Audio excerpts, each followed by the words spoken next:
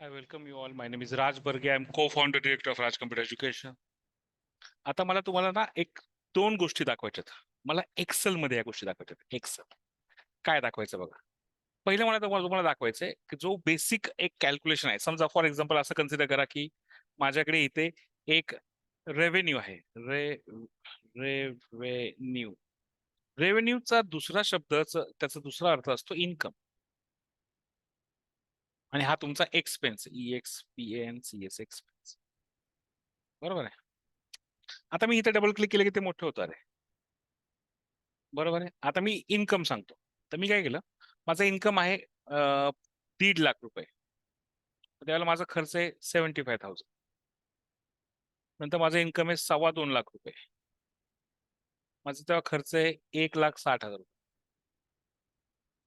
बरोबर. नंतर माझा खर्च आहे 45, इन्कम आहे 4.5 लाख रुपये.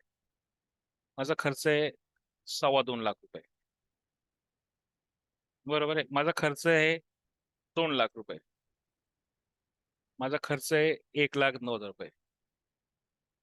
तर याच्यामध्ये मला फायदा किती झाला, तर मी सांगतो फायदा म्हणजे प्रॉफिट. PROFIT profit. प्रॉफिट म्हणजे काय, या इन्कम मधून हे खर्च एक्सपेन्स मायनस व्हायला पाहिजे. इकडे आलो मी मी सांगितलं 1.5 लाखामधून जेव्हा 75,000 रुपये मायनस होतील तेव्हा माझा काय झाला, प्रॉफिट झाला. म्हणजे 75,000 रुपये मला इथं प्रॉफिट झाला. हे पकडलं, मी खाली ओढलो, हा माझा प्रॉफिट आहे. मग मला याचं टक्केवारी काढायची असते. Profit PROFIT profit percentage on revenue. मी मुद्दाम ह्याला पकडलं आणि थोडंसं असं रॅप केलं, जेणेकरून हे खाली आलं. हे पण थोडंसं असं खाली घेऊन याला पण थोडंसं रॅप केलं. हे पण खाली आलं, जेणेकरून हे सगळं दिसतं आणि नीट दिसेल. बरं, याचा काही दुसरा फायदा नाही, पर्पज नाही, फक्त ते दिसायला चांगलं दिसतं. इथं आलं. टक्केवारी कसं येणार, माझा हा रेव्हेन्यू आहे, इन्कम इकडे सांगितलं equals to new. New new मध्ये काय सांगितलं, न्यू न्यू मध्ये काय सांगितलं, इन्कमची टोटल पाहिजे म्हणून सांगितलं सम. सम कसे सांगितले, इथं आलं, इथं खाली केलं. बरोबर आहे. आता प्रॉफिट कसं काढणार, मी सांगतो हे जे आहे ना, हे याच्या किती टक्के अमाऊंट प्रॉफिट म्हणून आहे, म्हणजे इन्कमच्या किती टक्के रेव्हेन्यू, ते कसं काढणार. मी इथे इक्वल टू आलो, मी सांगितलं ही अमाऊंट, नाही मला असं वाटतं की इक्वल टू ही अमाऊंट डिवाइड केलं या अमाऊंटनी, तर मला टक्केवारी येईल. तर मी इथे क्लिक केल्यानंतर मला त्यांनी सांगितलं इथे टक्केवारीमध्ये पर्सेंट क्लिक करायला सांगितलं की 7% आहे. मी इथं दोनदा क्लिक केलं, म्हणजे इथं 2 डेसिमल पर्यंत ते आलं. पण मी जर खाली ओढल्यानंतर इथे एक नवीन प्रॉब्लेम क्रिएट होतो बघा. हे मी जर खाली ओढलं इथपर्यंत, कॉपी केलं, ते बघा असं काहीतरी प्रॉब्लेम होतो. मला असं नको आहे, मी याला डिलीट करून टाकलं. तुम्ही व्हिडिओ नीट बघत जा. इथे मी डिलीट केलं. आता काय करायचं, माझ्या ह्याच्यामध्ये हा जो A आणि 7 आहे ना, तो फिक्स ठेवायचा आहे, हा ग्रीन कलरचा. मग इथं वरती येतो, सांगतो $A पाहिजे, $7 पाहिजे. त्याच्यानंतर हे सेम राहिलं, खाली आलो मी आणि टक्केवारी बदलली, तर प्रॉफिटच्या किती टक्के आहे ते समजतं. तर मी हीच गोष्ट इथं खाली कॉपी केली आणि इथं पेस्ट केली. तर यांनी परत काहीतरी गडबड केली वाटतं. यांनी काय सांगितलं, हा इथली अमाऊंट घेतली प्रॉफिटच्या. आता हे प्रॉफिट कसं येणार, तर मी हा जो सम आहे, ही सम इथं पण पेस्ट करतो. तिने सांगितलं की मला माझं जे काय खर्च आहे त्याच्या 36% मला प्रॉफिट होतं, असं मला समजलं. क्लिअर. तर हे तुम्हाला काढता यायला पाहिजे बिझनेसमध्ये, हे खूप महत्वाचं आहे. इथं कसं, आता हे काय केलं बघा, हे मी कॉपी पेस्ट केलं आधी थोडक्यात. समजा इकडे आलो, हे डिलीट केलं, निघून गेलं.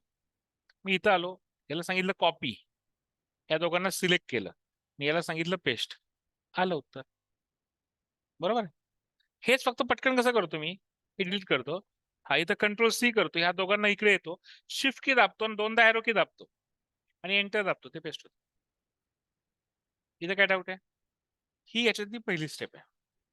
बरं, आता मला तुम्हाला दुसरं सांगायचं. दुसरं म्हणजे काय, आपली समजा लायब्ररी असते, मी काय केलं असतं, मी सांगितलं इथं बुक शॉप लायब्ररी आहे माझं. बरोबर आहे. क्लिअर. आता इथं काय असतं माझ्याकडे इथं बुकचं काय असतं, कोड असतं. नंतर काय असतं, बुकचं नाव असतं. नंतर काय सांगितलं असतं, बुकचं नाव असतं. मग इथं मेंबर मेंबरचं नाव असतं. मग इथं इश्यू डेट असते. इश्यू डेट म्हणजे कधी दिलेलं आहे. इश्यू दिलं कधी. इश्यू डेट लिहायचं राहिलं. इथं काय सांगितलं? इश्यू डेट सांगितलं. नंतर इथं काय सांगितलं? रिटर्न डेट सांगितलं. इश्यू डेट, रिटर्न डेट, या दोन्ही गोष्टी इथं प्रोसेस केला, खाली आलो. आता इथे मी एक रेकॉर्ड टाकतो. इथं पहिलं बुक आहे. इथं बुकचं नाव समजा माझ्याकडे पहिलं आहे मराठी. हिंदीचं एक पुस्तक आहे. नंतर इंग्लिशचं एक पुस्तक आहे. LIS English. मेंबरचं नाव आहे राज, राम, सीता. पुस्तक कधी नेलं? मी 1 जानेवारीला पुस्तक नेलं आणि 15 जानेवारीला परत दिलं.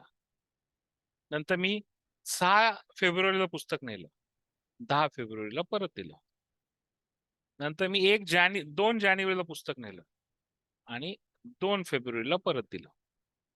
मग आता पुस्तक किती दिवस माझ्याकडे होतं ते कसं काढणार? तर रिटर्न ज्या दिवशी पुस्तक दिलं त्याच्यातनं जर कधी घेतलं ती मायनस केलं तर आपल्याला ते किती दिवस आहे ते समजतं. कसं करणार? इक्वल टू हे म्हणजे काय? ई मधलं चौथं मायनस हे डी मधलं चौथं. मला आलं 14 दिवस झाले हे पुस्तक तुमच्याकडे होतं. आता याच्यामध्ये प्रॉब्लेम असा ना की पहिले 7 दिवस फाईन लागत नाही.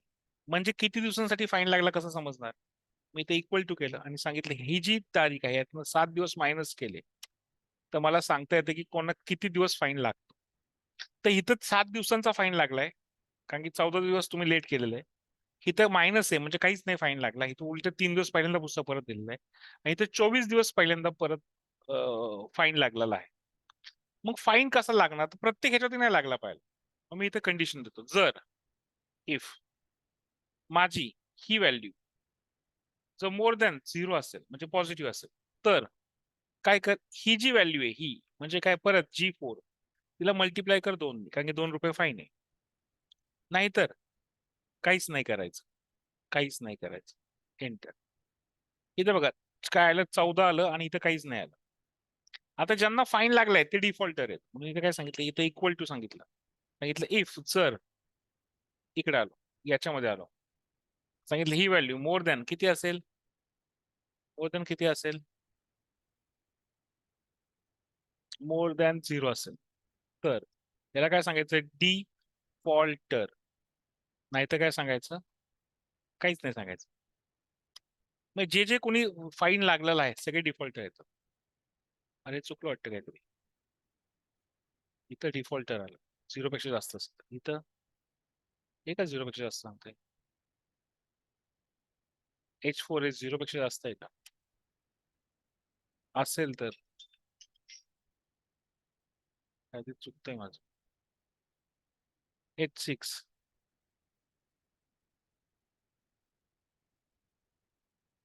आता मला असं वाटतं की इथं ना हे थोडंसं चुकलेलं आहे माझं. अच्छा इथं ना हा इथं माझं चुकलं. काय चुकलंय? हे ना हे फॉर्म्युला इथं हा फॉर्म्युला असा नव्हता लिहायला पाहिजे. इथं 0 टाकलं पाहिजे. आता जर मी कॉपी केलं तर तिथं 0 येईल. हा डिफॉल्टर आलं नाही. आता जे डिफॉल्टर आहे त्यांचा रंग बदलला पाहिजे. मग काय करायचं? त्या दोघांना सिलेक्ट करायचं आणि इथं कंडिशनल फॉर्मॅटमध्ये जायचं आणि तिकडे सांगायचं काय करायचं? ज्यांचा हायलाइट करायचे कोणते हायलाइट करायचे? हायलाइट हायलाइट हायलाइट हायलाइट इथं सांगायचं इक्वल टू कोणाचं? DEFAULTR डिफॉल्टर आहे त्यांना हायलाइट करायचं. समजा उद्या यांनी पुस्तक लवकर दिलं परत बरोबर आहे. 8 तारखेला पुस्तक दिलं परत तर ज्यांना काहीच दिसत नाही निघून गेले का ह्यांना फाईन पण नाही काय लागला एक्झॅक्टली 7 दिवसामध्ये पुस्तक यांनी परत. पण ह्यांनी 9 तारखेला पुस्तक परत दिलं की झालंच.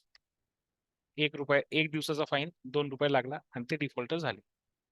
ठीक आहे बस तुम्हाला एवढंच करायचं.